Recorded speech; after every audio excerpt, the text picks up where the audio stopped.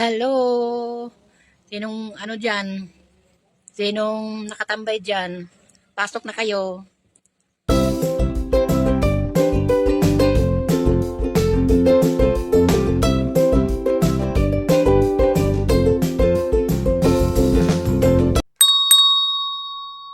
Hello guys! Musta na mga ka... May signal ba ako? Para bang wala. Hello. How are you guys? Musta sa lahat? Hanap buhay tayo para magkaroon ng maabot natin ang ating mga pangarap, goals sa buhay, guys. Hello! How are you, Lani Diaz? Pasok ka kung gusto mong umakyat para sabay tayong umangat. Magkaroon ng mga Hello! Shout out ko kay Lani.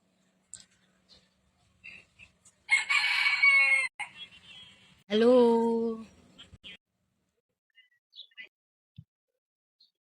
Kumusta na kayo mga followers, mga friends, mga team? Hayo day, pasok day. Ganang hapon admin Dindo. Pasok kayo kung gusto niyo para sabay-sabay tayong umangat. Parang ganon. Video yan, paano ba ito ng guide? Simba.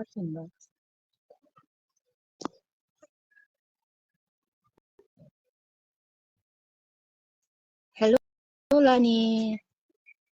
Okay lang. Okay lang, watch ka lang dyan kung gusto mo. Ano lang naman yung tawag nito para nag-decline si ayaw niyang makita. Diyan ka lang, steady ka lang dyan. Kasi alam nyo, ikaw kung nakaakyat ka, di ba alam naman yun siguro kasi di ba mga vlogger tayo, mga content creator ka tayo. So alam nyo, pag nakaakyat ka, yung views mo rin. Parang ganun. Kaya sabay tayong may views. Kasi nga, pag tapos mo kahit hindi mo yan i-tag, pag nakaakyat ka, talagang tatag talaga yan. At saka yung gusto mong hindi ka naman nagalaw, si Mita lang ang nagalaw ng ganyan yung, kunwari, ang pindutin mo lang yung mag-assess sa'yo kung aakyat siya, pwede ba? Pero kung hindi, ikaw rin naman ang hindi si Mita ang gumagalaw niyan. Tambay lang po ako. Okay lang. Okay lang, dahil Lani. Yung mga friend ko sa ibang bansa, hindi dumalaw, busy siguro sa ngayon. Kasi nga, kahapon 2 o'clock yun eh. Shout out, Indok Barinto. Oh, hello Indok, how are you? Gusto mong umakyat, okay lang. Kung gusto niyo umakyat. Parang, lang ito, hindi ito pang matagalan. Lang kasi nga, wala akong kondisyon ngayon, kaso lang pala ako nakalimutan ko kanina. May nabili po kasi. May binibili po kasi. Okay lang, Day. Okay lang kasi nga kanang minsan busy ang ating buhay. Hindi mo naman maiwasan. Ako nga muntik ko na nga nakalimutan. Sabi ko, ay nako, ko pala live ko, nagmamagla-live pala ako ngayon kaya ayan, hindi ako hindi ako naka-ready. Bahala na diyan basta kay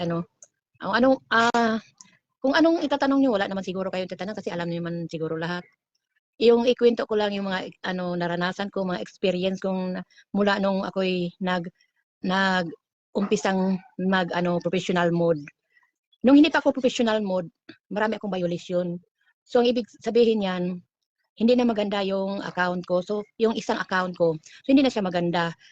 Simple yun, wala tayong kaalam-alam. Hindi naman yan, noon, dita-dita lang ang ginagamit ko. So, pag lang, may load ako, yun, nag-open ako. Pero hindi ko talaga mahalaga ang noon. Kita parang may mutay ako. Naantok pa kasi ako eh. Mahalaga na dahil nga may pagkakitaan na tayo kung yung matyaga, masipag, at porsigido. So ngayon, yung violation na yun, hindi na ma-delete. 2019, 2020, 2018, 3 years na violation. So hindi ko na-delete yun dahil hindi ko naman alam noon. Ngayon ko lang nalaman nung nagkaroon ako ng kasi pag once ma-monetize ka na yes po, narinig po. Thank you. Good PM po, madam. Oh, thank you, Tata Kaprit Subidad. Hello. Buti po ka. So ngayon, ikwento ko sa inyo. So, hindi ko naintindihan yon kaya hindi ko dinidelete ba. So, nung ma-monetize ka na pala, kalkalin ni Mita yung mo account mo kasi tinitingnan niya yung aprobado ka ba sa kanilang standard community guideline. Yun ang inaano nila. Yun pala, hindi ako pasok. So, naka 3 million views na ako. Ano ba yan? Monetize na dapat ako. So, ngayon, hindi ako naka-ads on reel. Tinanggal lahat ni Mita yung ano ko, mga tolls sa ano. So, walang nangyari. Pinaghirapan, 2 taon kong nagre-reels eh. Pinaghirapan ko. Bago lang niya nakita yung account ko na ano, may warning. Kumbaga sa ano, yung parang may ano, na nakapatong sa ulo. Warning nakalagay doon sa ano account ko, kaya hindi siya maganda. Tsaka hindi na, maraming violation, punong-puno. 2018, 19, 20. Yun, punong-puno ang ano ko. Pag i-delete mo yun, hindi na talaga ma-delete siya, hindi na. Yung mga bagong violation ko, na-delete na. Pero yung ano, so ngayon may bagong platforma si Mita, ano, yung, di ba maganda yung mga tools na ngayon, yung mga may design na, hindi katulad noong una, binigyan niya ako ng ano, yung ano ko naman, kasi yung ano ko, yung Facebook profile ko, nag-attach ako ng Facebook page din. May Facebook page din ako. So pag may ano pala yung ano mo, may kasalanan yung profile mo, yung Facebook page mo, may kasalanan din dahil admin ka doon eh. Admin ka, kaya yun. Facebook page with trace na din siya. No. Pag open ko pala, masakit ang puso ko kasi nakalagay doon, gusto mo ba matanggal yung ano mo sa Tagalog? Gusto mo matanggal mo yung Facebook page mo? Tanggalin mo yung admin mo, yung ganun, sabihin ganun. Parang ang sakit-sakit nun, tanggalin. Sabi ko, nainis ako, sabi ko, bakit ako ang admin eh, bakit ko tanggalin sarili ko? Yung parang ganun ba? Oh, inaway ko yun, inaway ko si Facebook. Nag-appeal ako. I-shake mo yan, shake mo yan. Pag shake mo yan doon, mapunta ka na sa problem, report the problem. Pag shake mo, ilang beses mo i-shake, mag-report ka sa kanya. Yun, inaway ko siya. Siyempre, taga-English eh, hindi Tagalog eh. Ay, naku, nagdami kong salita doon. Punong-puno ko yun. Tapos hindi na nasin, hindi na submit dahil punong-puno sa ingay-ingay ko, naingayan si Facebook sa akin. So ngayon, yun, binigyan niya ako ng pagkakataon muli. Pero marumi ang account ko. May warning, hindi talaga matanggal. Binigyan niya ako pagkataon. Kaso lang nawala na akong gana eh, dahil kunting galaw ko lang, ano na, para kang winawarningan palagi, nakakainis. Kaya ayan, gumawa ako ng ito, ano, Sara Branded. Itong Sara Branded ko is, ang talaga name ko dito, Susana Balduisa. Iniba ko dahil nga nag-send ako ng ano, ako lang nag-send sa akin sarili ng mga star.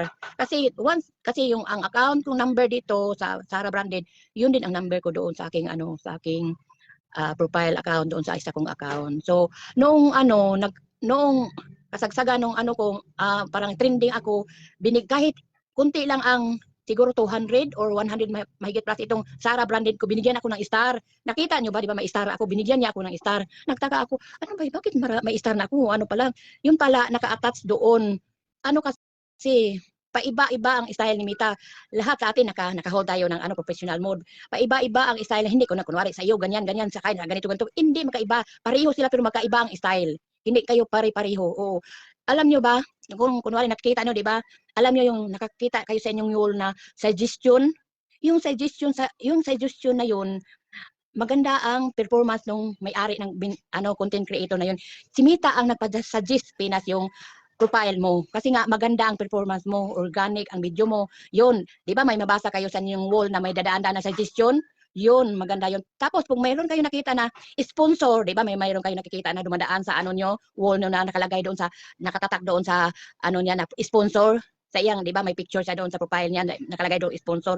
Nagbabayad 'yon. Hindi bawal ang boosting. Nagbabayad 'yon kung gusto mong sumikat. Kaso lang mahal. By days, kung ilang days ang gusto mo. Ako, naranasan ko nang nagpa-boosting kasi gusto kong sumikat. Kaso lang nagkaroon ng nahinto. Nakatatlong video na ako na sumikat na. Marami na siyang views. Sa sikat na sana ako, kaso lang nahinto. Dahil nga nung pandemic, di ba? Pandemic, kasagsagan ng pandemic. Oh, kasagsagan. Pero wala pa yung professional mode. Wala pa. Gusto ko lang magpasikat. Pero may sweldo na yun. Hindi nyo alam, may sahod na yun. Yung mga Facebook page. Pero yung profile, wala. Facebook page, may talaga yun. Talagang nagbibigay si Mita ng sahod. Oo. Yung long video, yung parang sa YouTube, nagbibigay talaga yun. Kaso lang nahinto siya dahil wala na. Mahina na yung tinda ko. Hindi na ako nagpa-boss. 3 ano lang. So, sayang nga lang siya na nahinto. Pero kung gusto niyo, may pera kayo, pwede kayong magpa-boss. Gusto niyo sumikat, sikat talaga kayo. Kasi itapon kayo naman. Kunwari, mag-submit ka na, gusto kang magpa-boss. Pindutin mo yung boss. Tanungin ka man kung ilang araw. Mayroon daw 5 days. Nakalagay doon 5 days or 500, may 500. Yung 5 days, siguro isang araw 100 o nakalagay. tanungin ka niya kung saan gusto mong lugar, sa Leyte, sa Manila, kung saan gusto mong itatapon ka. Yung friends mo, hindi na yan makikita sa friends mo. Sa ibang tao niya ipapasa. Oh. Pero alam nyo, yung buzzer, yan ang mapasikat sa'yo. Kung may buzzer ka, maraming marites sa ano mo, manood. Kasi yung buzzer na yung marites na yun, di ba mag-comment yun dahil ano, kasi nga, na ano siya sa, nagagalit ko sa'yo, nainis siya sa'yo, mag-comment siya, mag-comment. Ayun, naganda yung kasi, huwag ka mag-comment yun, tatakbo yun sa iba, tatakbo na yun sa ibang lugar, tatakbo yun, mag-comment naman yung isang marites, mag-comment naman yung isa. Ayun, yun katulad sa kinatrending na ano, yung natrending na yun, yung pinupost ko, yung ano yun, yung kasagsagan ng eleksyon, di ba, si Marcos, ng pagka-president. Nag-post ako nung pinasal sila ni Gabi Concepcion at ni Sharon Cuneta, nag-post ako. So, ang nangyari, maraming mga marites.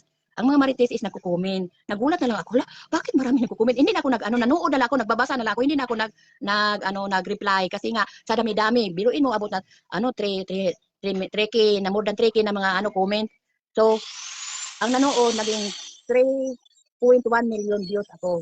Oh, natrending talaga 'yon. Isang boom lang talaga kasi nga interesado ang mga tao, 'di ba?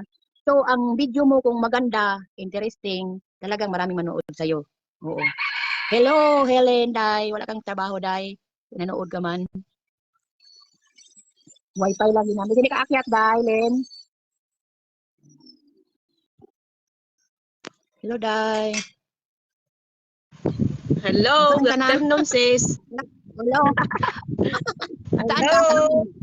Kita pa rin. Tayo pa rin. Tayo pa rin nagmamahalan. Tapos na mag-live. Umuwi na rin ako kasi alam mo na yung cellphone ko. Nag-iisa lang. Kawawa naman. Kanina araw-araw ako pumunta kasi ang sa dito kasi hindi ako kahit magdalaw-dalaw sa bahay kasi sobrang mahina ang net. Mahina talaga. Yan na minsan naisipan ko. Malayo ka doon. 1 week walang classes. Yun, pupunta ako doon. Kaysa pag may classes, magkahatid ako sa kamantan. Hindi ko magawa yun. Sa gabi naman ngayon, sa bahay ka, ngayon, sa bahay mo. Yun din ako sa mga admin natin. Admin natin na namigay nito, nakaraan, malaki talaga binigay sa akin. Kasi dito SIM yung gamit ko. Na SIM card, sa GCash din yung napaload. Pinaludan ka. Pinaludan ka niya. Noon yun, pero ngayon medyo konti. Yan ang siyempre pagka ayaw ko rin maubusan ng konti. Hindi pwede sa live. Yan ang pumupunta na lang ako sa wifi at least libre naman ako doon. Maganda yung wifi talaga kasi kaysa maputol lang, biglang maputol, di ba? Pag data lang maputol. Kaya hindi, may time din sa wifi, mahina, may time na mahina din. No? Pag sa umaga, ihahatid ko doon. Tapos babalik ko, maluto na naman ako ng pananghalian, ihahatid ko. Tapos yung dalawang grade 1 ko, yung pangalawang apo ko, pati yung bunso ko kasi maklasmate ng grade 1. Ayun, 2:40, pupuntahan ko naman doon kasi sa daming, alam mo dito, pagka oras ng labasan ng mga construction galing sa Tugigaraw, ang daming motor. Maraming sasakyan. Medyo makitid yung kasada Nganin, pag walang kasama ng mga matanda, dahil na mapapalo mamaya nasa kasaan. Nakasagasaan. Maraming masagasaan, lalo na pag walang naghahawak, baga biglang tatakbo. Oo, talagang ganyan. Luto na yung sampado. Kain na yung mga mo, alaga dyan. Wala akong sideline dito. Ganun. Na tsimpo pitas ng mais ng yellow corn dito. Malaking kita kung mapasensya mo yung init. Ganun. Bye-bye na lang. Next time naman. Sige. God bless you. God bless you.